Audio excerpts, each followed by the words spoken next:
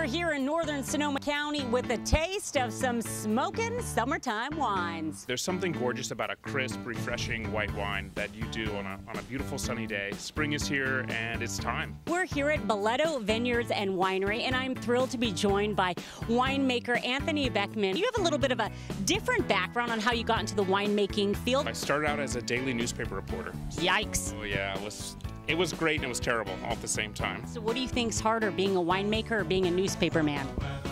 A winemaker is much more difficult and much more rewarding all at the same time. And I'm an ex-newsie. Any crazy stories from the newsroom that you would care to share with us? Because I've got my share of a few. Pennsylvania has terrible wine.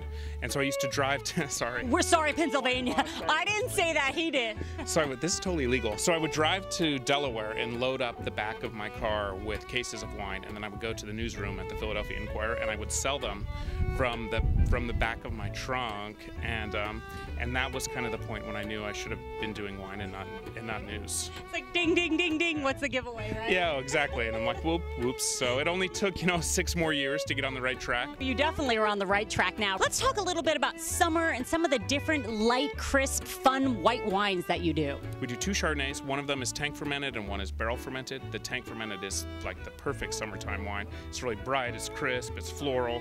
It does not have that big oak, butter, vanilla.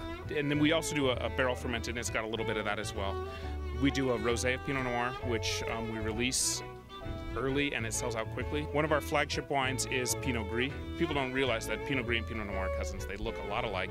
They need the same kind of temperature, they need the same soil. And when you taste it, you can see like, okay, this is grown in a place that was made to grow Pinot Gris. And it's really one of our flagship wines.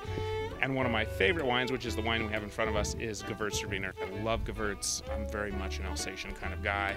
The style is Alsatian. It's not sweet. I mean, there's a tiny little bit of sugar, but 99% of the people are going to call it dry and crisp. If people don't order the Gewürztraminer, it's because they don't know how to say it. They see that long word, they go, Gewürz, woo, Gewürz what? It's Gewürztraminer. The W is a V, right? It is. And if you don't like the name, just call it Gewürz. Everybody in the world will know that you've done it right. Gewürz? Gewürz, you got it. Not Gewürzt. No. Gewürz. That would not do. That would be really bad. Gewürzt is no. Gewürz. And the fun in the sun continues here at Taft Street Winery. I am thrilled to be joined by winemaker Evelyn White. You all started in the 1970s in Oakland in a garage on Taft Street. Is that correct? Yes, it was called Taft Avenue, and it was started by a couple of young men who were Berkeley graduates and found their way into the beverage industry for personal use in this garage. Fast forward now all these years later, very well known for your whites, winning awards left and right. 8 out of 10 years, Wine Spectator calling you one of the best buys in Sonoma.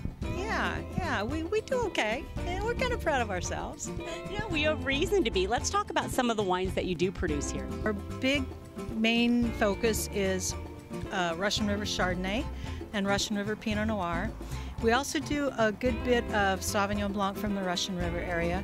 We do a tiny bit of Pinot Gris, which is a single Russian River vineyard. People who don't traditionally drink white wines, once the sun comes out, they're drinking all kinds of white wines, even if they don't normally drink them. What is it, just because you think they're more fun, or the sun brings out the white in people, or what do you think the deal is, Evelyn? I think it's more thirst quenching. I think it's more poppy, it's more fruity. We as human beings love sweet, and it's not necessarily sweet with sugar, but it's sweet with fruit. The problem I get into with the white wines is I like them a little, it quenches my thirst a little too much, if you get my drift. It can happen, but it's also, white wines tend to be really food friendly. I'm giving myself all these ideas for Memorial Day weekend. You have the new tasting room redone. What do you guys think you'll do? We are actually going to have a little street music. We have a group coming in. We're going to just open up the place and hope people come in, bring a picnic dinner, buy a bottle of wine or have a glass of wine and enjoy music with us. So Evelyn, if you could only have one pick of a white wine this summer, what are you drinking? I drink an awful lot of Pinot Gris. If I'm going to have a nice dinner, I'm having my Chardonnay. I love Chardonnay. I have my way to make it like everybody else does.